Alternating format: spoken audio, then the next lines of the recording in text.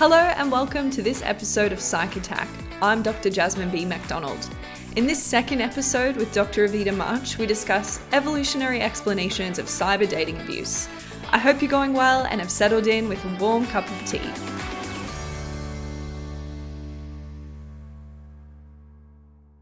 This episode is part 2 of my discussion with Dr. Evita March about her research in the area of cyber psychology. Before listening to this episode, you might find it useful to listen to part 1, where we spoke about using mate selection as an example of evolutionary psychology. We also covered how the dark tetrad of personality can help explain antisocial online behaviors like trolling. I hope things are going well and that you enjoy the episode. My initial, when I first started really considering intimate relationships online, was the initiation period, particularly online dating.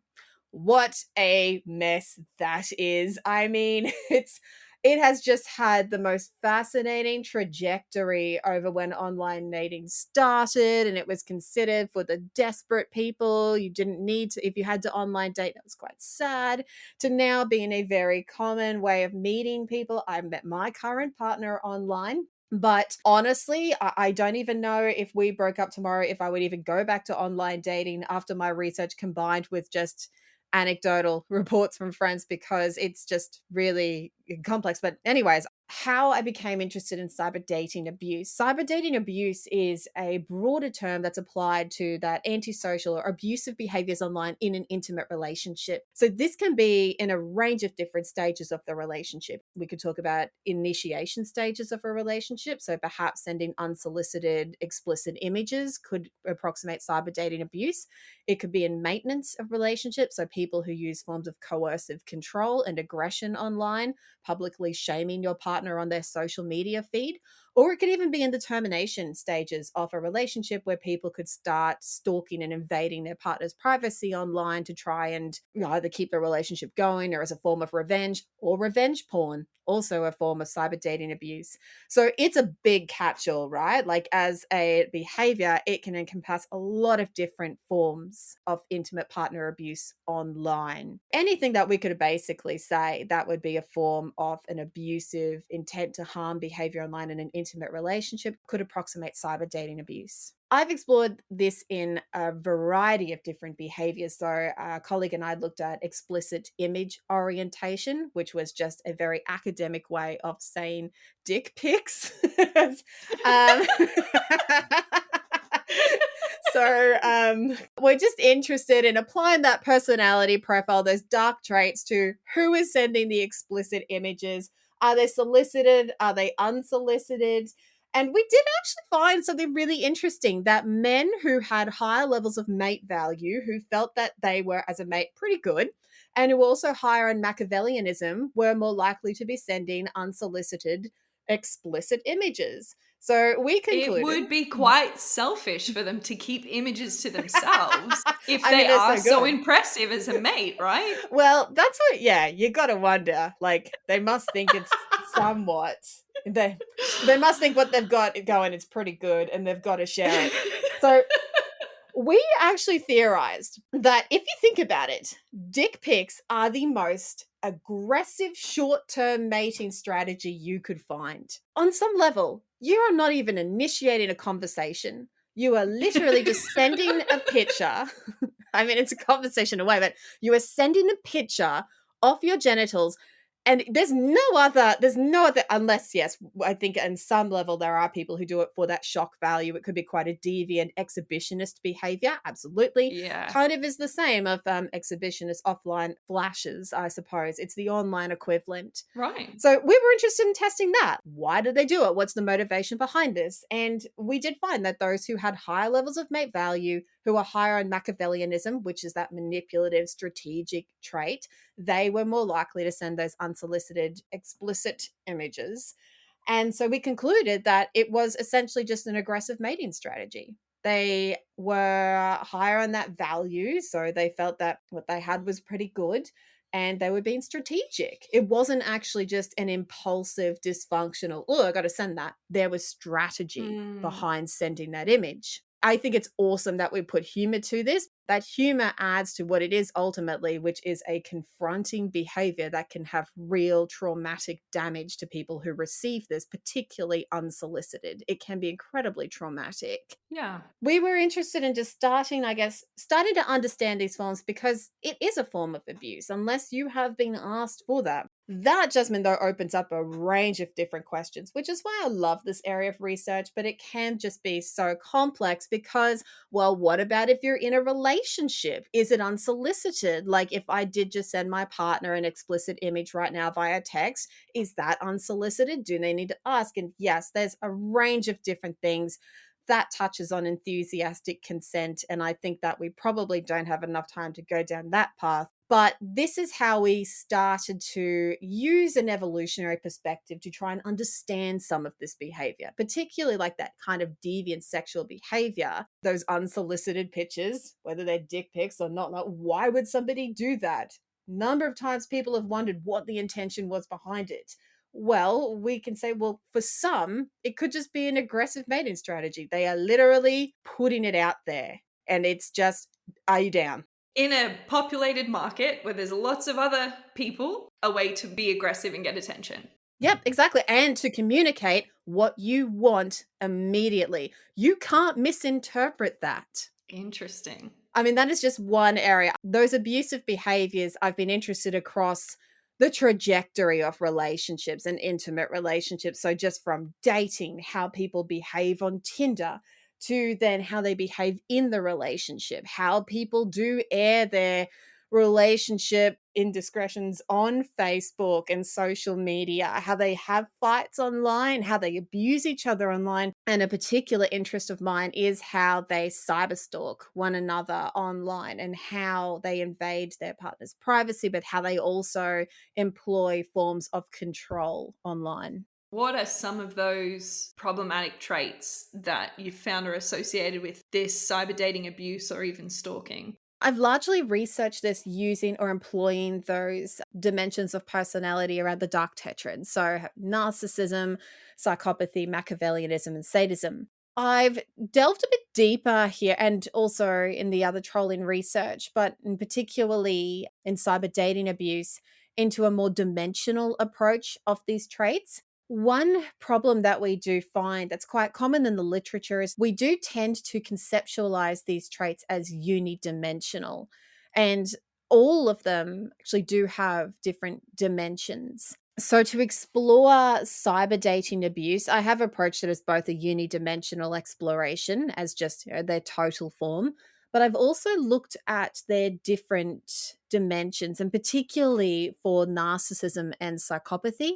So, looking at the grandiose and vulnerable forms of narcissism, which briefly, grandiose narcissism refers to that ego, grandiosity, exhibitionism, whereas vulnerable narcissism is better typified by emotional reactivity, a fragile, contingent self worth or contingent on the approval of others, and perhaps more aggression. Mm. And in the dimensions of psychopathy, I've looked at primary and secondary. Primary psychopathy being characterized by more manipulation in interpersonal relationships, callousness, affective problems. Secondary psychopathy, which is characterized by impulsivity, antisociality, and also that emotional reactivity. So now that I've given that overall idea, how do they fit in with cyber dating abuse? In a study that a colleague and I published this year, actually, a colleague is now a current PhD student of mine, Molly Branson. She led the exploration of these dimensions of narcissism and psychopathy, exploring cyber dating abuse, and found that it was vulnerable narcissism and secondary psychopathy that explained the significant amount of variance in cyber dating abuse, which led us to conclude that it is more those emotional, reactive forms of these personality traits that predicts this type of abusive online behavior in relationships. Mm. I've also explored those different forms in specifically intimate partner cyber stalking, and I again found that vulnerable narcissism and secondary psychopathy emerged as a significant predictors. So it does appear that those more vulnerable forms of this dark tetrad of personality does tend to predict intimate partner abuse, whether it is direct aggression, such as directly abusing them online, or it is more covert aggression or covert abuse, such as coercive control online or cyber stalking, tracking their behaviors. That included a range of different behaviors from I will look at my partner's social media to find out what they're doing, all the way to I've installed GPS tracking devices on my partner's phone to keep track of their whereabouts. Whoa. The really disturbing thing is that's actually not as uncommon as you would think, and that's why it is such a really complex area. It's not crazy common. I'm not saying that it's more common, but looking at the percentages, I think at least 5 to 10% of the sample had agreed that they had installed tracking devices on their partner's device at some point. So higher than I would have anticipated.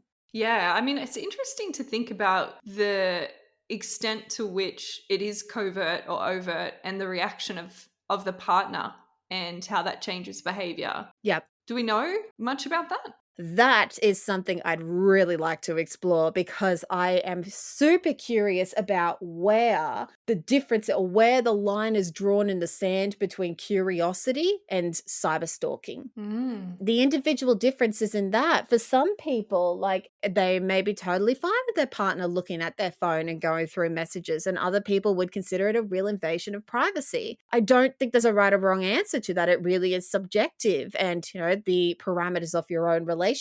But then other people may consider that invasive behavior. Am I able to judge if my friend is, and I'm hypothetical here, but if my friend is totally fine with their partner logging into their email multiple times a day and logging into their social media, and I think it is an abusive, invasive relationship behavior, like it is quite subjective, right? And I think that is where we have difficulties in defining what abuse is online. One of the key findings you've talked about is this vulnerable narcissism. So that, like, this suggests it's a reaction, right? A reaction to feeling threatened Mhm. of their status as a potential mate in the, like the best mate for this person in the relationship, and I guess themselves relative to their partner. Yeah, well, this is where we can use those different theoretical frameworks to help make sense of what's happening here. Now, just from a personality perspective, that vulnerable narcissism being pretty reliably significant of these behaviors would tend to indicate that people engaging in cyber abuse behaviors are more reactive, that they may be more sensitive to threats or relational threats. And so they react either in an aggressive manner, or also potentially that they could just be more insecure in the relationship. And so any potential threat, whether it's real, imagined, whatnot, a potential threat might lead them to engage in those types of particularly stalking behaviors because it's quite reassuring. It nullifies their fears. Their partner's not doing anything. But this then gets into more of the cycle of anxiety, right? If I perceive a threat, that threat makes me anxious and I engage in a behavior which can then soothe me and I get that satisfaction. They're not doing anything, everything is fine. I'm more likely to keep doing that. Like washing hands for OCD. Yeah, same kind of principle of addiction. Interesting. It feels good, it has eased some anxiety, and so we're more likely to keep behaving that way. The first thing I kind of think of in talking about that profile of the cyber dating abusive person is attachment theory. Is that, Mm, that vulnerability and emotional reactiveness. And when you think about it from that perspective, and then, as you say, we can't assume that the partner that they're with finds the behavior problematic, but that potential for a relationship dynamic where both maybe have had insecure attachment, one leading them to do these abusive behaviors and the other leading them to tolerate and to stay in a relationship that is stressful or controlling or manipulative. So clearly, you and I think very similarly about this because that is exactly the theory that we have a research student of mine this year has been testing.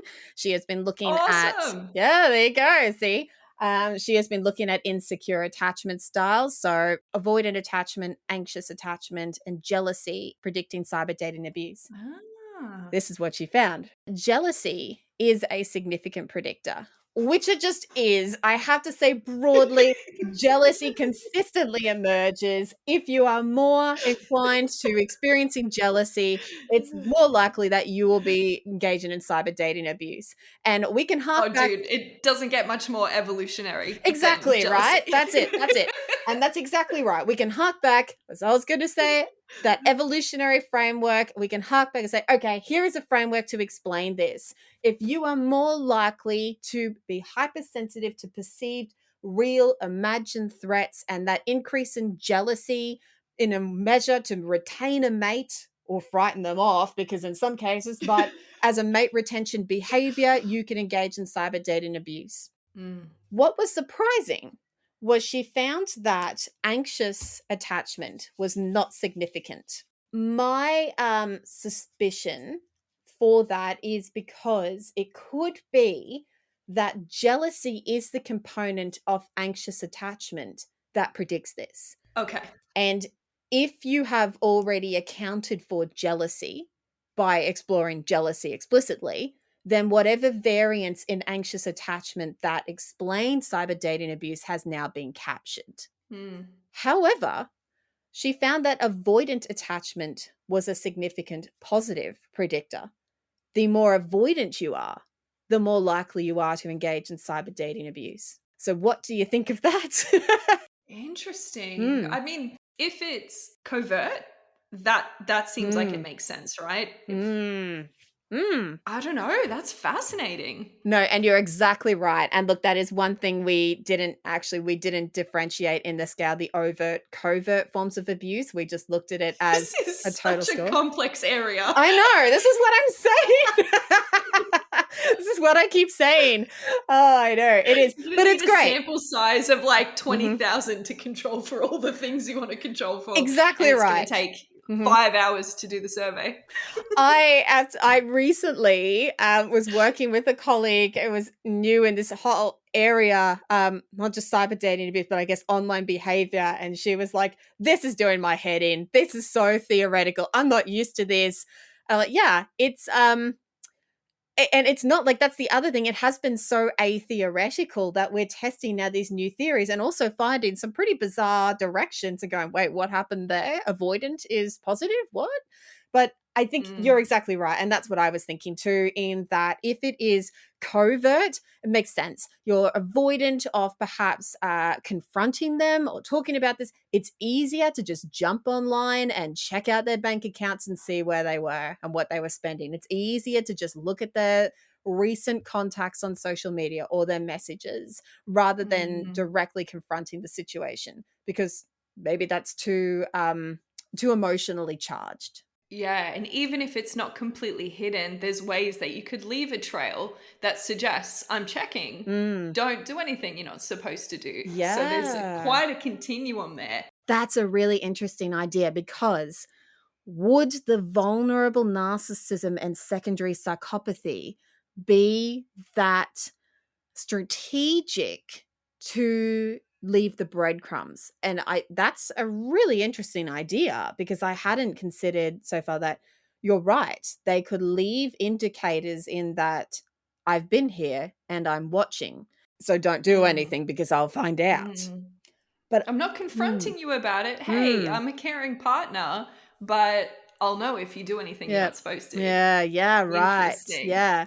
So, yeah, I for the more vulnerable, volatile forms, I don't know, because they like that secondary psychopathy is typified by impulsivity, right? Like, are they able to be strategic to play that long? It's a long game, right? You are playing a long term game by doing that. You've got to be planning, strategic. I don't know. That to me suggests Mm. perhaps it's more of that primary manipulative forms are able to play that long game, like maybe more Machiavellianism be playing in there. One of the things I wanted to ask you was if this research had changed your online behaviors or attitudes. And you've already hinted at that by talking about online dating. But is there anything else that stands out? So for me, for example, my research is occupational stress and trauma, and I focus particularly on TV news and journalists. And when I'm really deep diving in a project and maybe interviewing people about the news, or whether it's domestic or international conflict, I avoid all media. Like, I don't want to talk about it with people and the stress it causes for them, and then also go home and watch it. So I wonder, like, it's really impossible for you to avoid online interaction. But how do you think your behaviors have changed since doing this research? It's been difficult at times. How it's changed my behavior is I just don't use social media enough. I must be like, for a social media researcher, my social media presence is ridiculously low. I'm just useless at it. I'm useless at it. I mean, my Twitter handle, I only reinstated this year because I like went on Twitter at one point and searched my name and found I was getting tagged in some news things and thought, oh, I better actually create a profile so I get tagged in it. Things that I have done though, I do operate under more pseudonyms. I'm less comfortable being having a public name online because I have experienced some cyber abuse myself, and it's been a bit creepy at times. Attention to privacy online has increased. Yeah. I guess just my overall levels of cyber safety, necessarily security, not security as in passwords, etc., but safety, my psychological safety online and how I can protect myself. And one way I do that is I fill my news feeds with dogs. Yes, I love that. There's a Reddit feed called Aw, and it's a dreamboat of cats and dogs and all the amazing videos. Yeah, that's probably a good approach. Trying to think about, where do we find the good news story, or where do we find the content that actually feeds your soul, and it's not just updates of what your friends are doing or what they're eating, or negative content from Mm. whatever sources. So, in kind of drawing our super interesting conversation towards a I do conclusion, not which I find quite disappointing, I do not envy you at all editing this, so go on. Oh gosh. I'm wondering if there's any outputs or, projects or anything you wanted to mention for listeners. Firstly, I'm interested in continuing the trolling research, but taking a bit of a bit of a different approach. Instead of like the dark tetrad that I have been exploring, I'm interested in looking at social dominance orientation, right wing authoritarianism, and also a really Ah, neat new scale that has come out, the need for chaos scale. I'm really interested in continuing research and trolling, but from different perspectives, and one around that need for chaos and yeah. why that need for chaos might be. The other area I am interested in continuing is continuing to explore intimate partner cyber stalking and intimate partner cyber dating abuse, with that specific focus on cyber stalking, because I do have an interest in coercive control. So, how people use online, or how they use online platforms to control their partner, whether their partner is aware of it or not. For example, we have an article right now that we have under consideration for publication in a journal. And in that, we explored different ways that people get information about their partner online. And in some of those items, they were quite controlling behaviors, like I delete or block people I don't want my partner speaking to, or I prevent them from contacting a certain person. And at face value, it sounds very controlling, and it is very controlling, but at face value, it sounds very overtly controlling. Like, you will not talk to that person. I'm going to delete that person. You can't talk to them anymore. But actually, it could be completely covert. I could just be blocking my partner's contacts without them knowing. I could actually be putting them on a block list and they don't know. So it could all be very covert.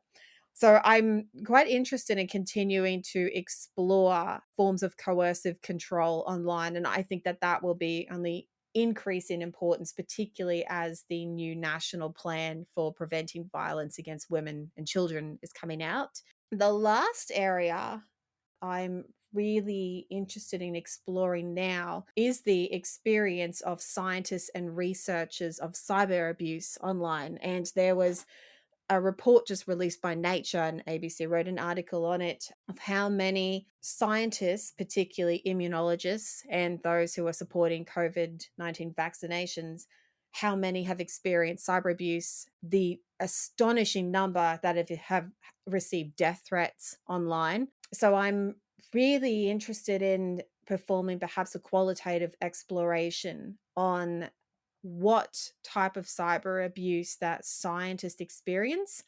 I think that we also have known for quite some time that climate change scientists experience a whopping large amount of cyber abuse, but we just haven't really considered how impactful it could be. And I think that now we know that experiencing online abuse can have significant psychosocial impact. It hasn't occurred to me until now that scientists and researchers are a vulnerable group online, but there's some evidence to suggest that they are. What are the responsibilities of institutions to protect scientists and researchers online? Should we just expect to experience online abuse because we are online and the research could be polarizing? So that's just a few ideas. There's a lot more brewing in the research cauldron, but that's just a few areas I'd be, a few directions I think I'd like to take over the next year or two. Yeah, I think each of them is really fascinating, and it's probably the latency effect that makes me focus on the abuse towards researchers. But I found since COVID and having research students, especially at honors level, I think this is really interesting. Talking about staff or faculty that might be abused and how that might be different to an honest candidate who just has to recruit online. So a student and I collected data on COVID related racial discrimination for Asian Australians. But while he was recruiting, he was abused, and people were commenting and saying racism isn't a thing in Australia, go home, and called him all these really awful names because his name is of Malaysian background, Oh, right? So goodness. it really got me thinking about, as you're saying, what's the Mm. responsibility to protect scientists, and then for those scientists to protect the students that they work with as well. It's an interesting area. I think that it is something that we will have more conversations about following this report from Nature, and it will prompt some discussions on the duty of care that institutions, but also as lead investigators of projects, we have to the research team and safety. It was only this year that a research team I have where we were exploring incels. That could be a whole other topic, but we were exploring incels and they were recruiting from incel forums, and we operated under an anonymous name. So we didn't attach our name to the project. We just note that we're a team of researchers from Federation University, Australia. And simply because that anonymity provided a level of protection. I take your point, and this is going to be something that's going to be of more importance and focus going forward. And I very much look forward to reading your work in each of those three areas going forward. Fabulous. Okay, so what's a good way for listeners to keep up to date with what you're working on or to reach out if they have questions? Well, as I said, I'm the social media researcher that's rubbish at social media. So that's embarrassing. Look, I think the best way to keep up to date with me is I'm great at email. So that is one thing that I'm very responsive. I can take at least some pride in that. And I am using Twitter more these days, or I'm trying to, and I'm having a good crack at it. So you can follow me on Twitter. It's super easy, just at Evita March. I do really enjoy it when people do reach out to chat about research or even research ideas that they have. I really enjoy having those conversations. This has been a real pleasure for me, Evita. I've really enjoyed the back and forth and hacking on these ideas with you and just hearing about the fascinating work that you and your team have been doing. So, yeah, really genuinely thank you for coming along and having a chat. Thank you for having me. It's really great to just sit back and chat to somebody about these big ideas that we don't often get to verbalize and really hash out and have these conversations. I think it's been a real pleasure for me too, Jasmine. Thanks for having me. For those of you at home, that's all for today. Show notes for the episode can be found at www.psychattack.com. If you've enjoyed listening to Psych Attack, please rate it on your favourite podcast platform and share this episode to help other people find the show. If you have questions or feedback, you can reach out on Twitter at PsychAttackCast. Thanks for listening, and we'll catch up with you again next time.